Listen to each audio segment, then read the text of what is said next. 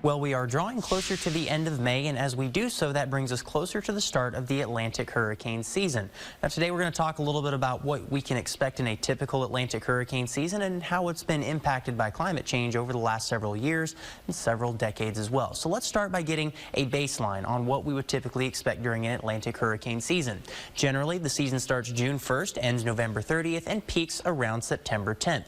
We typically would see 14 named storms. Out of those 14 named storms, half of them become hurricanes, and 3 of those hurricanes intensify into major hurricanes category 3 or higher.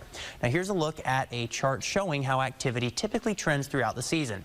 Generally a very slow start through the months of June, July, and the start of August, but then a very quick increase in activity as we approach that peak on September 10th, and then a fairly fast decrease in activity as well as we get towards your November 30th time frame. Now some changes that we've seen over the last several years and several decades is that hurricane season is starting earlier. We've seen more and more instances of hurricanes are getting our first named storm rather before that June 1st start to the season, especially as we have gotten closer to 2021.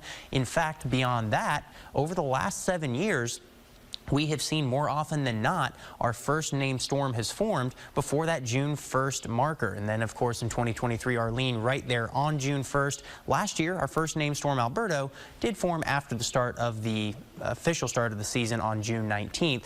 But again, an earlier start to the season is what the general trend is. We're also seeing more instances of rapid intensification, hurricanes intensifying very quickly in a short period of time. And in general, hurricanes are becoming stronger. Last year, the Atlantic hurricane season was dominated by warmer than average ocean temperatures. And because of that, every single storm was able to become stronger than it would have if our Atlantic surface temperatures of the ocean were closer to average where they should be for the long term. We did see, again, over the course of last fall, very warm waters across the middle of the Atlantic. And this year, as we get into the start of a new season, it's not quite as warm, but still, generally, we are seeing temperatures close to or just a little bit above average, especially in areas around the U.S. where we could see impacts from those landfalls. That does play a role in what we can expect for this hurricane season. Current forecast has us seeing an above average season, 17 named storms, 9 of those becoming hurricanes, 4 of those becoming major hurricanes. The forecast is not quite as active as it was in 2024 with 18 named storms, 11 hurricanes, and 5 major hurricanes, but still looking for an above average season.